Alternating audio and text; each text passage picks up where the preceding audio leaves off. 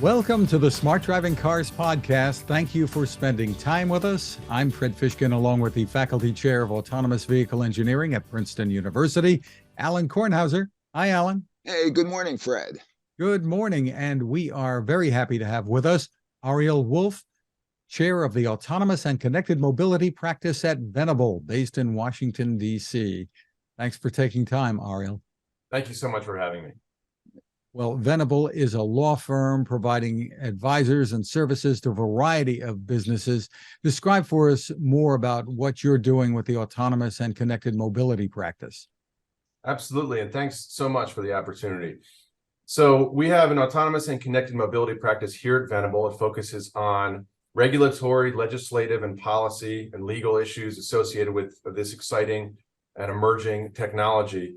Of course, it includes electrification and all of the issues that surround motor vehicle policy and law that's taking shape, not just here in D.C. where we're based, but it's a national law firm, and we have reach across the country, and we look at things and issues at the state, local, and federal, and sometimes international space with respect to those the changing kinds of policies and law. So it's a busy time.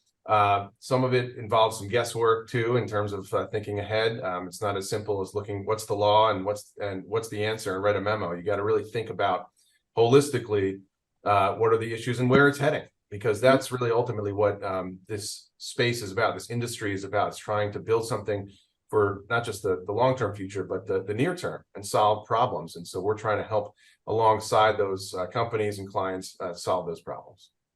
A really busy specialty to be focused on at the moment. Absolutely.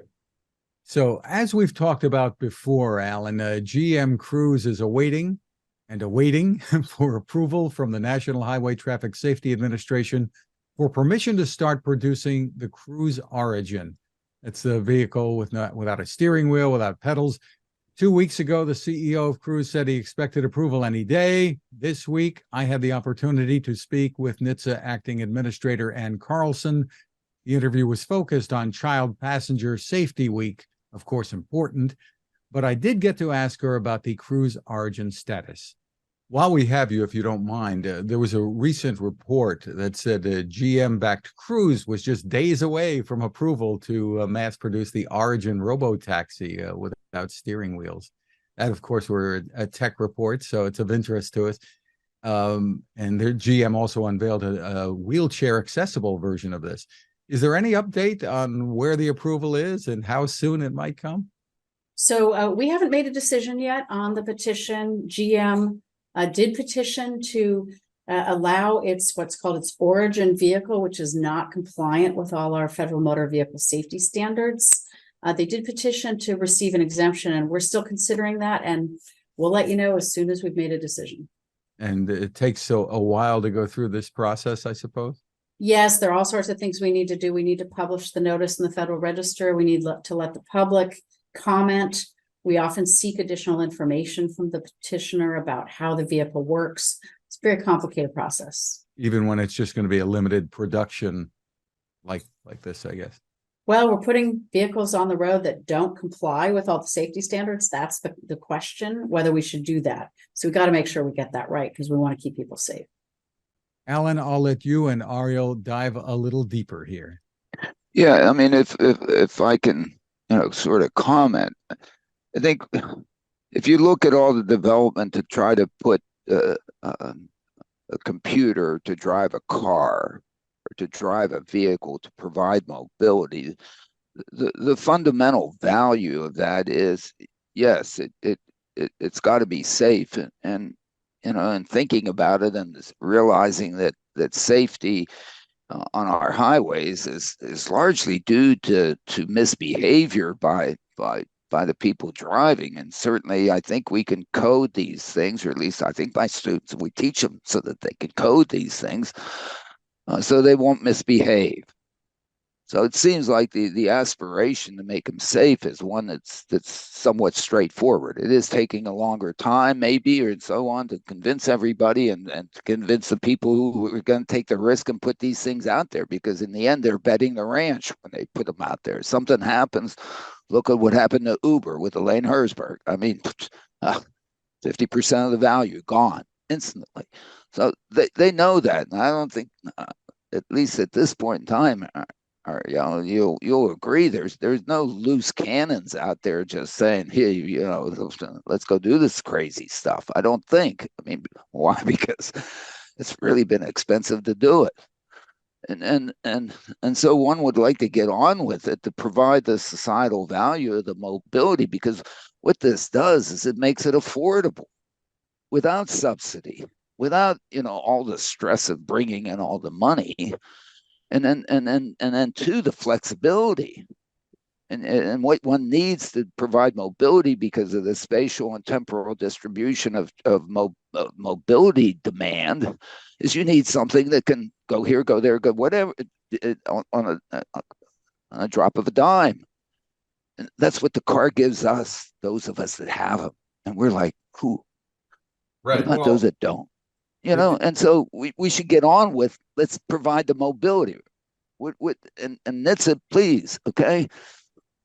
What do you think?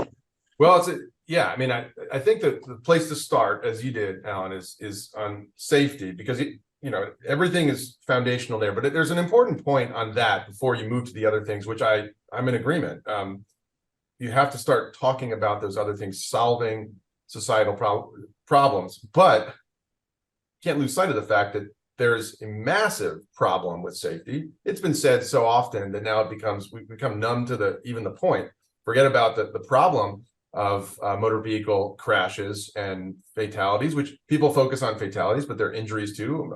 1 million a year, life-altering in many cases. So that gets lost, or it's not this binary thing. Well, in a sad way, alive or dead. It's about the fallout from all those kinds of crashes. But that's the we've always talked about that baseline. But here's the important point, Alan. You touched on it.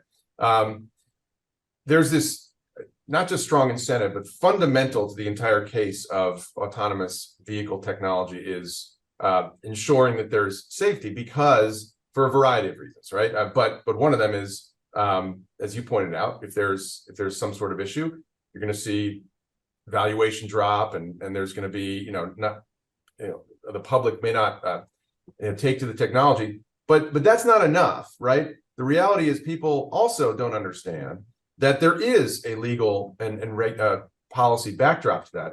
NHTSA, the National Highway Traffic Safety Administration, has the absolute authority, and they have exercised it, to take technology off the road immediately if it presents an unreasonable risk to safety. That exists. So we don't need a law passed to empower the federal agencies or even state agencies, Department of Public Safeties in different states. They have plenary authority as well. I mean, forget about autonomous. If there's someone puts a vehicle on the road that's got, shooting missiles out the side, I don't know, that can be pulled off the road, and at the state and federal level. So that exists, that's there. So when it comes to safety, there's incentives absolutely built in, but also there's robust enforcement.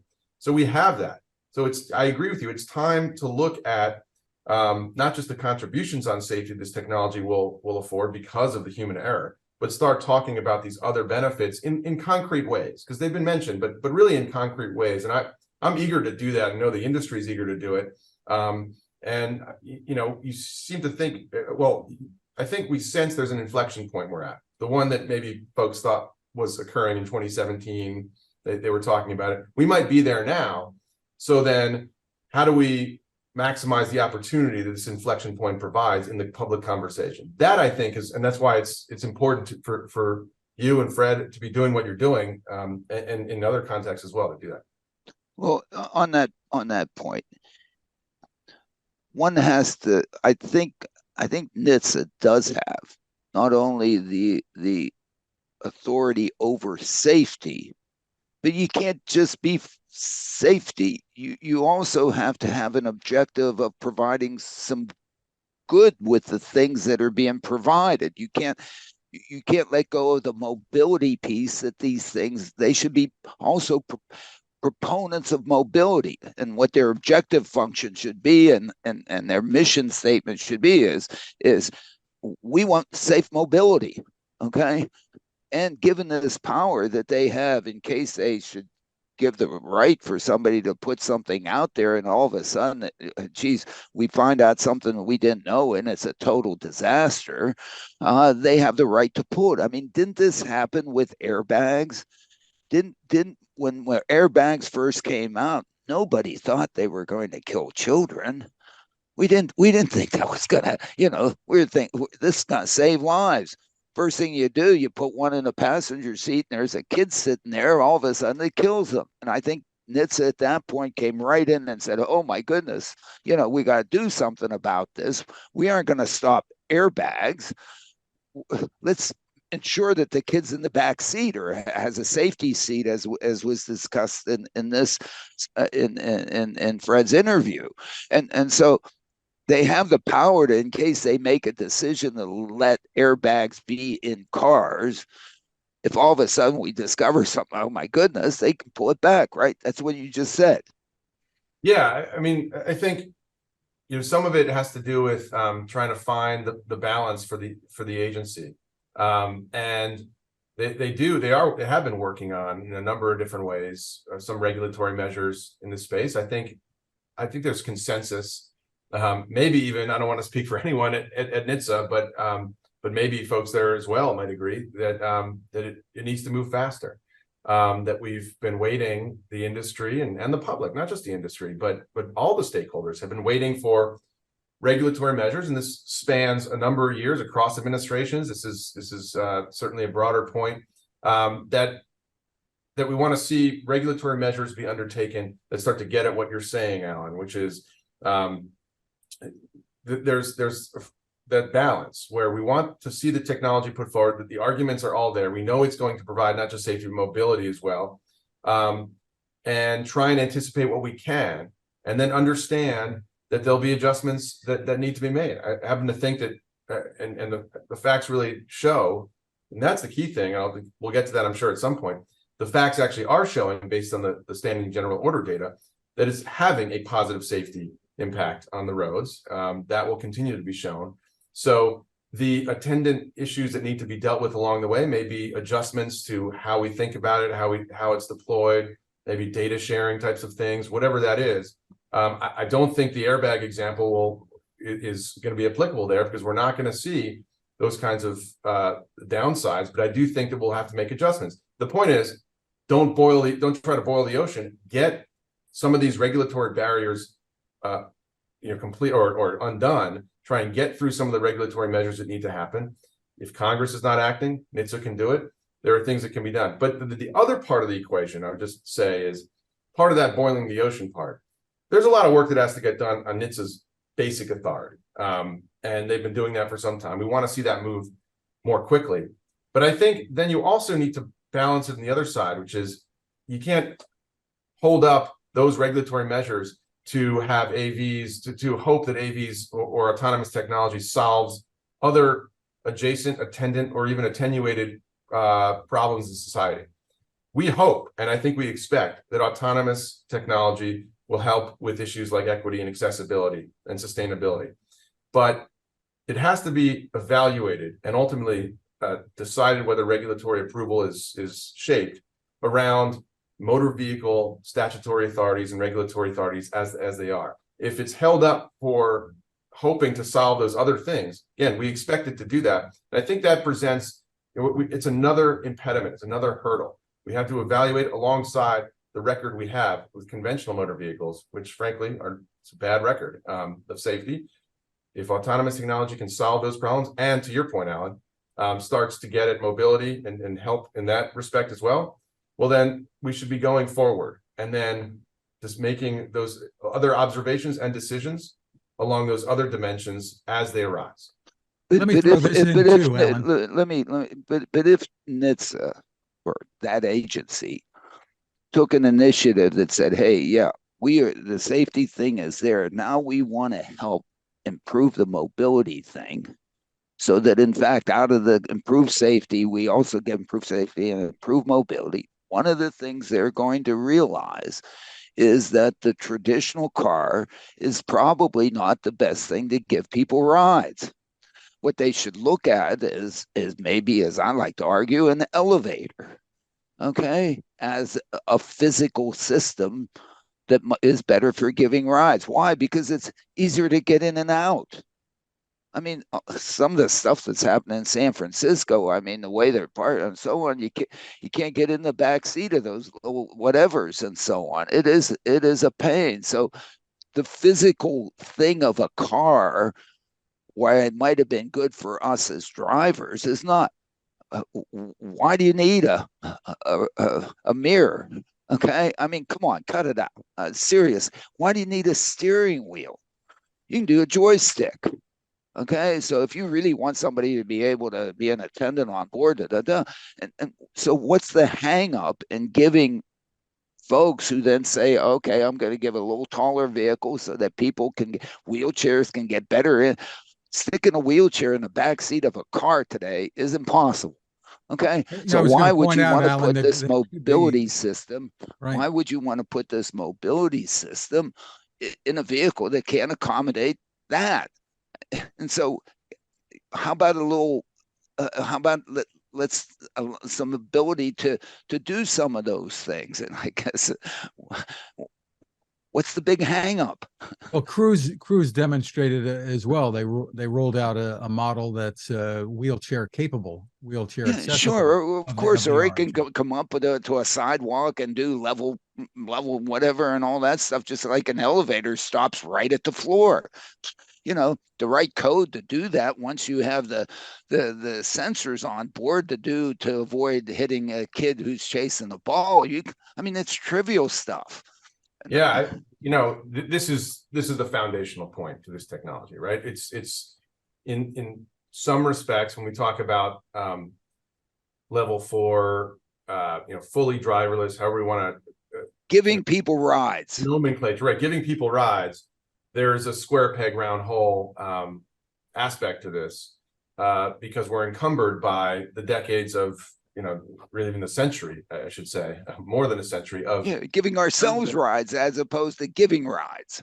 Right. And so that's the basic tension point from a regulatory perspective. And, I was at DOT in the front office when the first set of exemption petitions came in. Obviously can't speak to those deliberations. What I think we see is an agency that's trying to figure out, a path to get to where you're describing, Alan. And one of the things that the points of consensus seems to be that we all, I mean, maybe not everyone, but the vast majority of folks want to get there.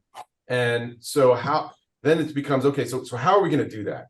Right? There needs to be some process for saying, okay, this novel design vehicle that has wheelchair access and it can go both directions or whatever the concepts are, that's going to be safe, but someone else is not going to be safe. And how is that evaluated?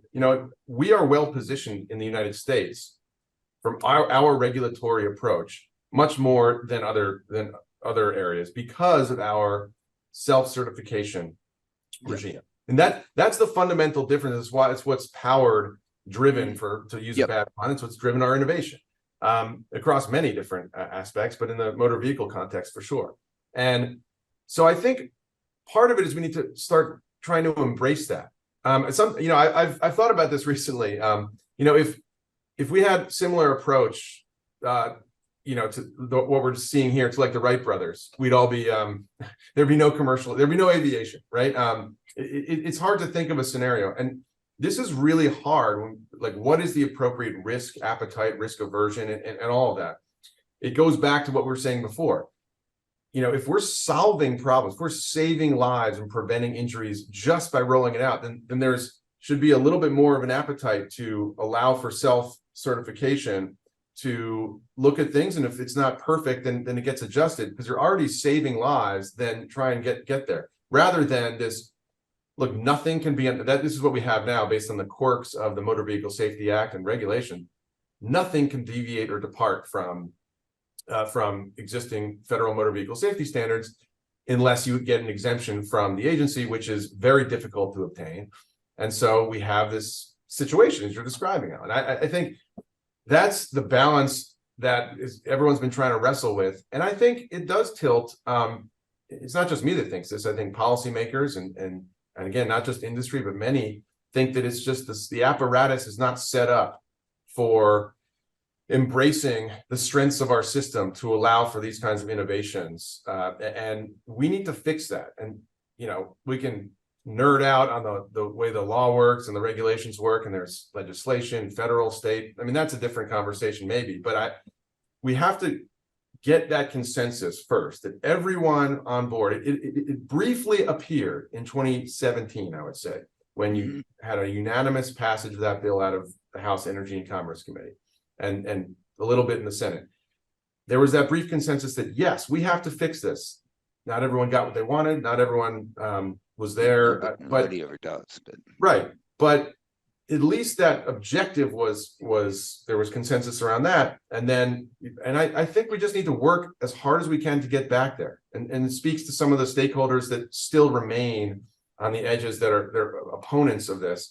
And I think we have to probe what are the motivations for opposition from those stakeholders that are frankly growing stronger every day.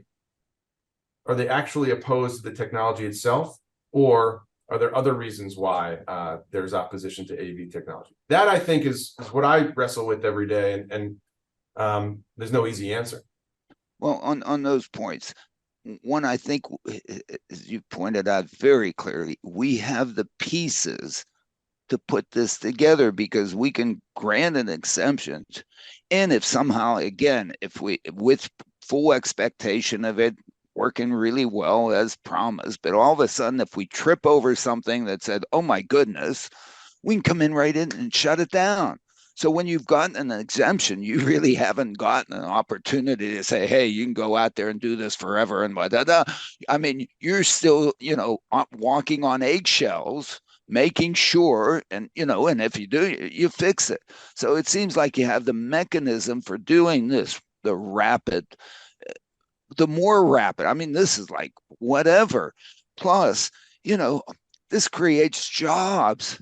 You know, to build 2,500 vehicles, you have to build them by hand. You can't build an assembly line. Okay, otherwise you'd really be creating enormous jobs. Okay, there's a jobs thing. And for this, to me, what the stuff that never comes out in this discussion, the mobility opportunity for folks to improve their quality of life, which, you know, in traditional economics, it's called latent demand. Why is it latent? Is because there isn't a thing out there to be able to allow you to absorb it, to consume it, to improve your life. I mean, this stuff, I believe, the affordability, the flexibility, the high quality, all of a sudden creates new markets. This is all new. Nobody loses any jobs. No Uber driver ever. Some people, all those, they only do less than 1% of the trips anyway. They're going to continue to do that with people who give them big tips. And they'll be happy with it. Okay. Yeah. And darn it, I don't see this out there being discussed this way. Okay. You know, Alan, maybe it's not a fair comparison, but there isn't the urgency behind the mobility issue as there was, for instance, with COVID, getting the vaccines out there. A lot of rules were bent and changed to get the vaccine. I mean, like I said, I don't know we would want that much, you know, right? Push on, but it is life changing for many people. It can be, right? But there's not the urgency. Was the point that? Well, I don't know that we would want that much urgency, but yes, there. Right. But to some degree, some urgency. Well, some of it comes down to, I'll go and get anecdotal for a second, right? I think I mentioned I've got 4 daughters of varying ages in the house, and it's a very complicated schedule, I should say, to get people where they need to be. And we can talk about high school students of a certain age. They're getting ready to. Society and the law is saying you're going to be able to drive in a few months, or you can drive, right? We can put you behind the wheel of a vehicle and put you on the road.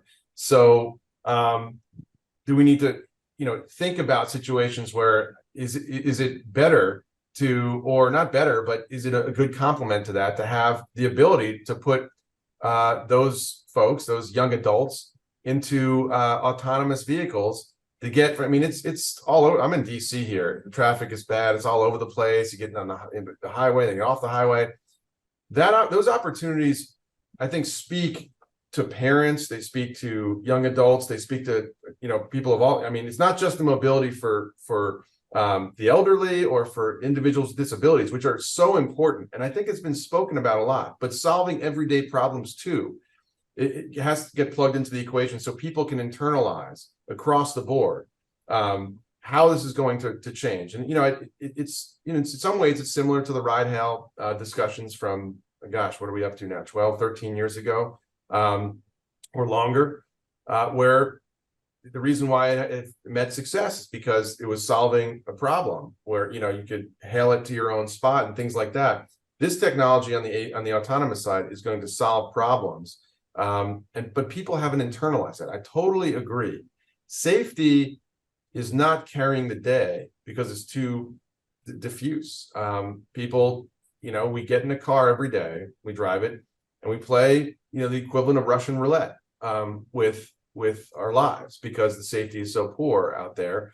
And that's not enough of a motivating factor. But these opportunities, start talking to the families, in addition to mobility for folks who are stuck at home and they have to call paratransit or other types of services that don't work. That message has to get carried, and I will be the first one to admit it's still in an early stage of evolution, and right now facing a lot of attack from a number of stakeholders that, in my understanding of the situation, their motivation is not about the safety of AVs. It's about making other kinds of changes to society. And I find that personally to be a little bit disingenuous. That's the issue that we have to face. That's the debate that's being shaped right now. And it's going to determine the future of autonomous technology. Let's focus mostly on the West Coast, Alan, and you highlight in the newsletter a report that the fire chief in San Francisco issued a statement with the Municipal Transportation Agency that said a Cruise autonomous vehicle was not directly responsible for the death of a pedestrian, contrary to some earlier reports. Yeah, and it's one needs to have some of those things out there because, of course, the fire marshal was earlier or last month complaining about these things running over fire hoses and so on, and all the times that they had impeded whatever in San Francisco, which was, if you probably take it compared to the number of times a car driver did it, I mean, it'd be 10 to the minus 24th in ratio or something. I mean, I don't want to go there. That one of the things that we haven't done, if I may say, is that because we've been so focused on the safety piece, and we should be, we forgot about the mobility piece.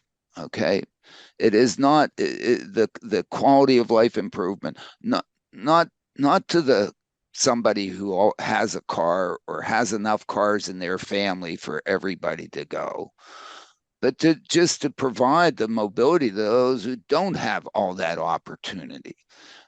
First day of class in my class a couple of weeks ago, I asked who grew up in a high rise, and one kid raised his hand, and was it a doorman? No doorman. How old were you when your parents first let you use the elevator by yourself? And he looked at me funny. What the hell kind of question is that? I don't know. 5? I don't know. I mean, if you think of what goes on in a building, in a high rise, kids go up and down those elevators. Why? Because the alternative steps is really ugly. Okay. I mean, and so why isn't that horizontally? Why can't your kids, of all the activities they need to go, walk down, a block and a half, hop on a thing, it take them to, where they're going, hop off. They forget about it, just like you use an elevator. This discussion, this is a value. You don't have to schlep them. And if you didn't have a car, they could get there. I mean, it's not even discussed. And it just the darn thing ends up, it bothers me that that's not discussed. The discussion is that, it's made out that it's for some rich, well-to-do person that someone has 2 Lambos in the garage, and what the hell they need that too, and all that stuff, and they're intruding on my property, and da-da-da-da-da. But the real societal value of this is the mobility piece, and darn it, we should get there. And maybe we should do that even before we have the technology ready to prepare the community, to prepare those who could benefit from this, to get engaged, so that a better, or a more appropriate, I don't know which term I want to put on that discussion, gets placed, as opposed to everybody throwing monkey wrenches into this darn. Look, if you put a cone on a vehicle, it's not going to work. Okay, if somebody puts a cone on my car, I can't drive it. Okay. Right.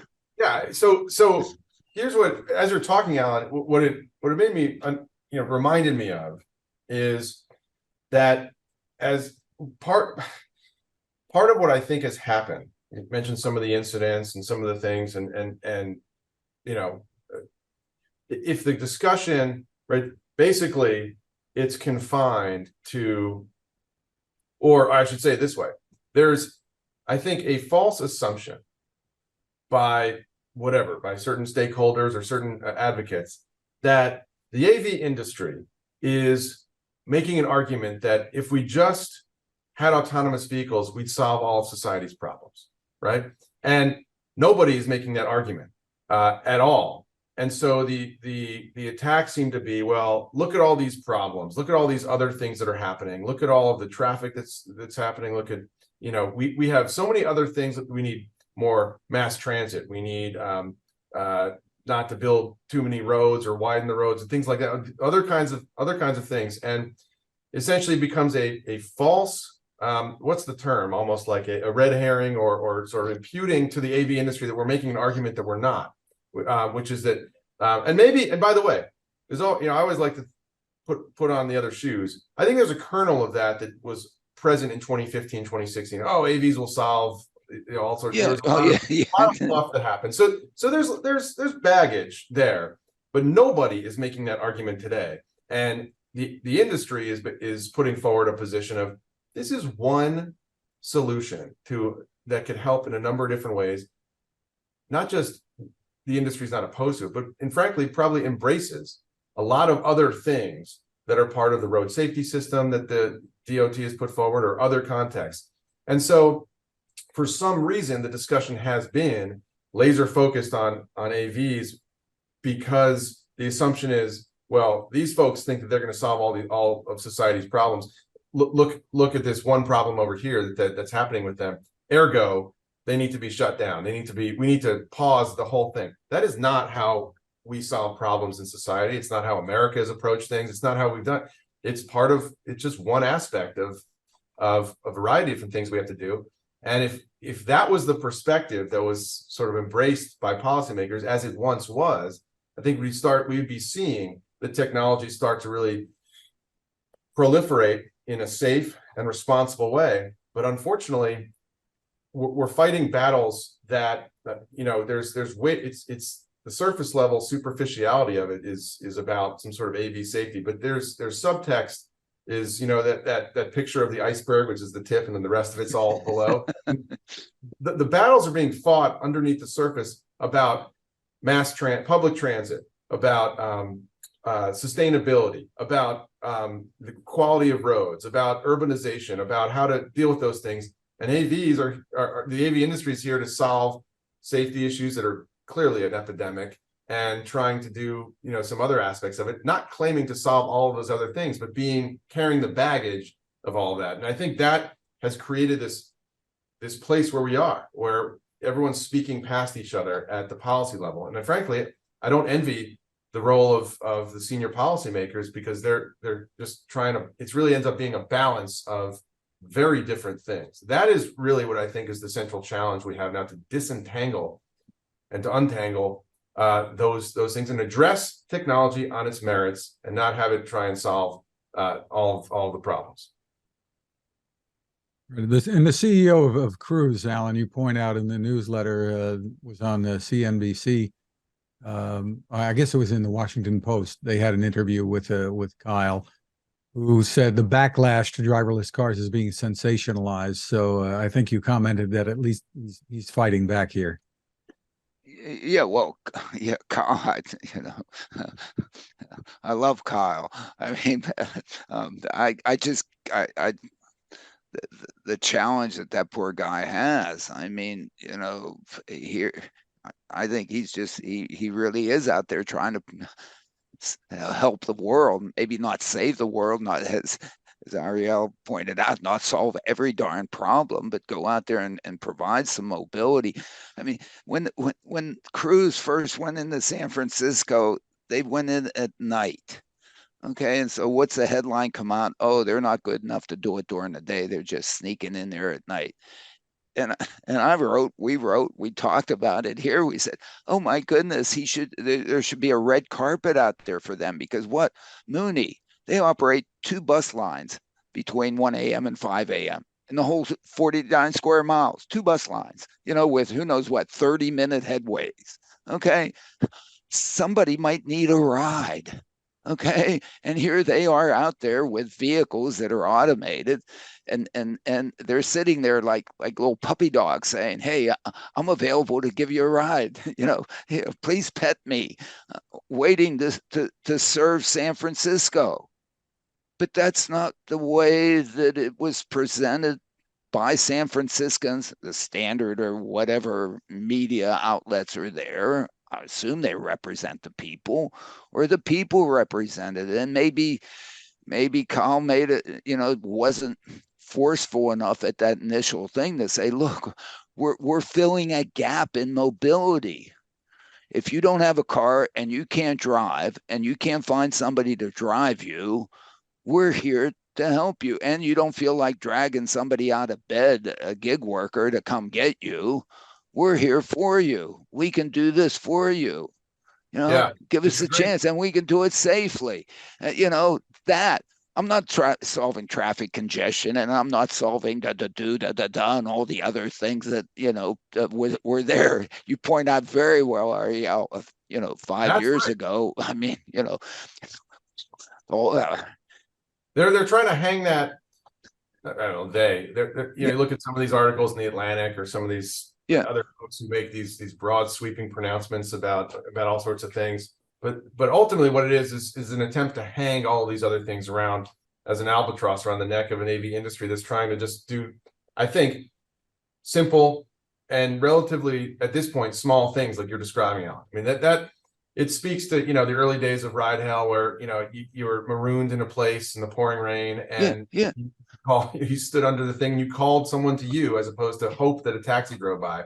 And we're at that point here where we can see those challenges that they might have a solution, immediate solution. By the way, overwhelmingly, right, these vehicles are electric, they're fleet operated, so they and efficiently operated, because the objective of the entity that's doing it is to operate them efficiently. They don't want to just have them run around, and it costs them money. Look, I'll go a step further.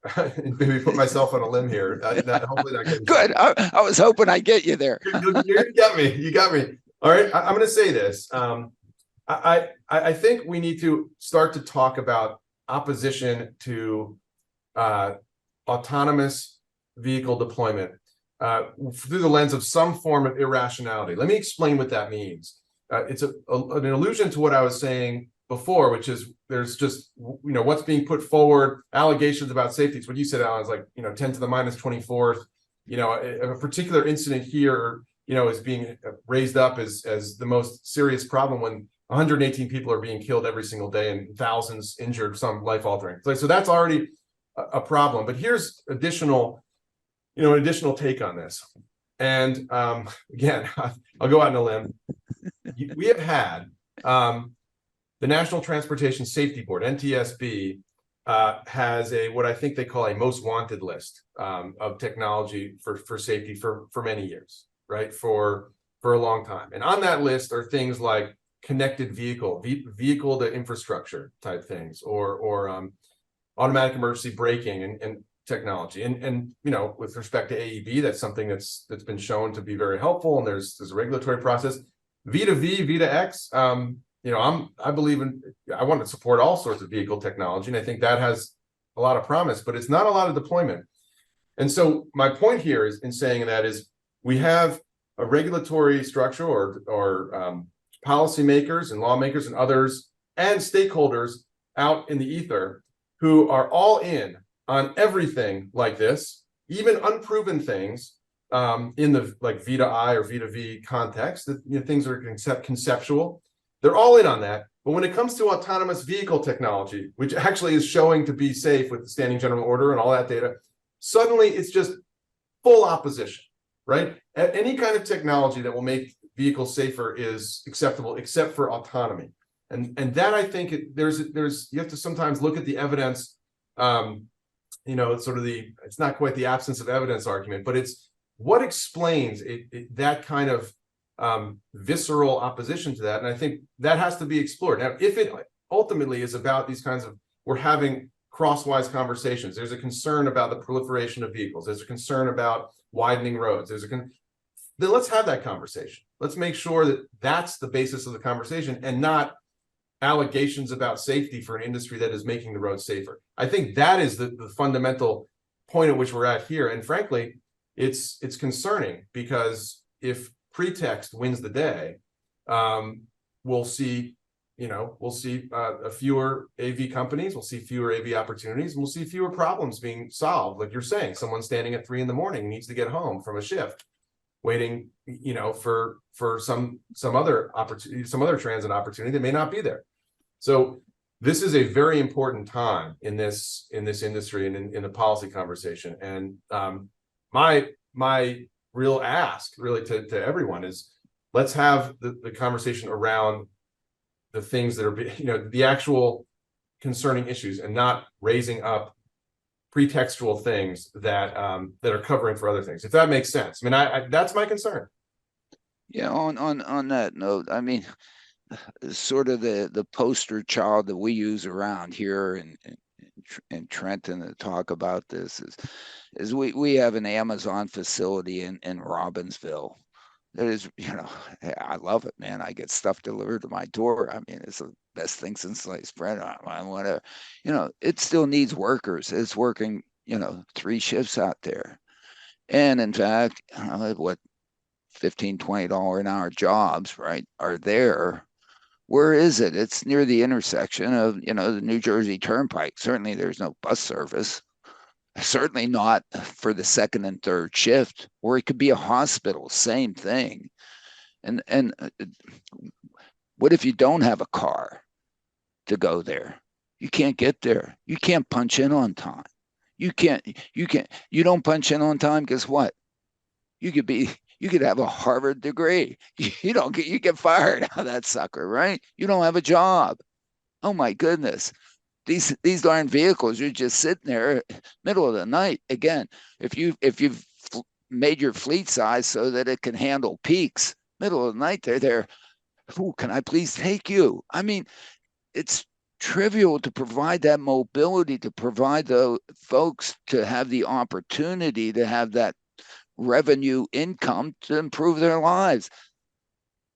That doesn't seem to come out anywhere here. Okay, that value proposition, right? Well, you know, and we haven't even touched on, and maybe there's probably not time to do it, but like we haven't even touched on the commercial vehicle side of things, right? We're talking about mobility, and if we could spend 4 more hours talking about how we can solve mobility problems, like you keep saying, Alan, which is so important. And we lose sight of the fact that people who rely on services, and let me just say, transit is so important. You know, I use the DC Metro. I mean, this is not about, see, I think there's been set up this kind of like war here. It's not about this is transit. This is transit. It moves people. What does transit do? Move people. Get rides. This gives So- rides. There's, you know, the whole coexistence piece is, you know, it's a different conversation, but we got to solve problems as they are, but we haven't talked about the other side of it. You mentioned Amazon. You know, I won't go through the whole thing about, you know, heavy duty trucking, medium trucking, the driver shortage and all of that. That's a different thing. But when people will see, they're either will see logistics breakdowns as all of that starts to become much more tenuous with the you know, the driver situation and all of it, or we'll see, you know, a continuation, maybe even an improvement through the incorporation and coexistence of autonomous technology in that sphere as well.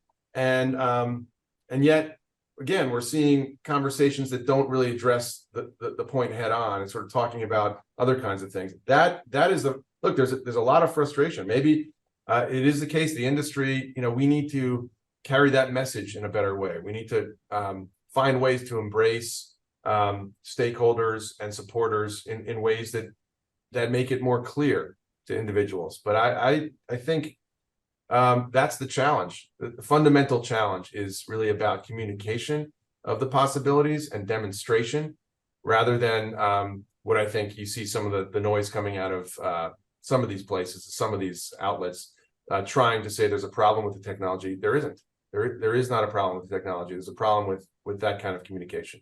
But Ariel, you're the messenger here because you have the connection with the legislators that can actually help this whole process. So it's important that you continue what the heck you're doing, you know, to get them. And anyway, that's not to put that baggage on your back, but I just put it on your back. Well, we need, you know, you provide the forum, you and Fred, and great space here to look. It's not about, no one's looking to propagandize. It's about a real conversation. In many ways, in the public policy space here in DC and in state capitals across the country, which, you know, we get engaged in. What we want is a real conversation on the issues and on the merits. And again, not bringing in other things, but on the merits of the technology. When we have those conversations, we, you know, almost always win the day, because we have to ground everything in facts and not in other kind of ancillary issues. If we do that, and through your forum and others as well, giving opportunities like this, you know, I think this is happening. And the other point I'll just make, that is absolutely the case, is that we are not in a place where we're deciding whether we are going to have autonomous vehicles or not. That has been decided. We are really deciding whether that technology will be American led or really Chinese or other, or, you know, probably Chinese led, and that's in 10 years. And that's the part that, again, a lot of this is just stuff that's been said a lot and people just washes over. But we're in that moment in time. We don't get to decide anymore. So we have to ensure American leadership here to do it in a way where it's, you know, it's safe, it's responsible, and it solves problems. That is something that gets lost in the conversation. I just wanted to mention that as well. Well, we've got to do that. Look, we created this, okay? If you look, even going back 50 years when I started with automation in cities, we created a Washington Metro that's automated. We created BARTs that were automated. We created the people movers at airports that were automated. I think, automated elevators. We've been there. We did DARPA challenges. We did that, okay? We did that with some help around, and we can't drop the ball now, okay? I mean, just when you're finally, after all of that, about to get enormous societal benefit out of this thing, we can't. Sorry. Now, I'm an immigrant, so, you know, I don't know, you know, but I am a naturalized citizen, so what the hell can I tell you? I came over on a boat, you know, whatever. Through Ellis Island. I mean, you know, I got the whole ball of wax. Anyway, whatever. Alan, a couple of other quick headlines that are related here. One in particular, Cathie Wood on CNBC this week said when it comes to self-driving taxis, what we've been talking about it's a winner take most market for Tesla. Now they don't have a single robo-taxi out there yet, but that's her call. But yeah, we know I don't know. her position has been for a long time on Tesla. Yeah, I mean, she said that at the Florida AV conference, and we're all there delighted by her comments, and of course she's a big fan, so we need to realize, I mean, she's been making the Tesla call forever, and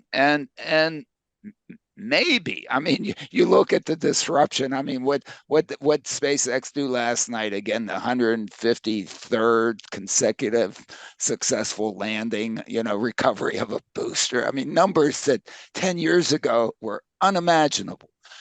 They're doing 80% of the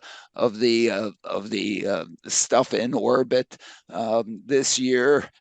10% is being done by China, and 10% is being done by the rest of the world. I mean, how disruptive is that entity coming from an idea of making it more economical and efficient to put stuff in orbit? All of a sudden, I mean, in a sense, this is what many of us, Ariel including, have seen with respect to this opportunity to have mobility provided to give people rides. I mean, we're going to get to a chance. We just need to give ourselves a chance to do this, and maybe it will end up being a Tesla or somebody else, or who was I don't think it's going to. Well, I don't know. I don't want to get geopolitical on this thing, okay? Because it's not pretty. If we trip over something we didn't expect and we didn't see, sorry. I mean, we don't know what we don't know. That's fundamental of being a human, okay? So there's a mechanism to stop it before it gets out of hand, okay?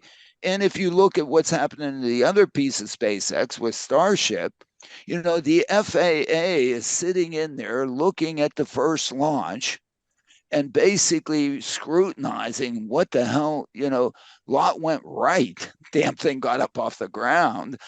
But, of course, it was the first one. Things go wrong. Make sure you fix it.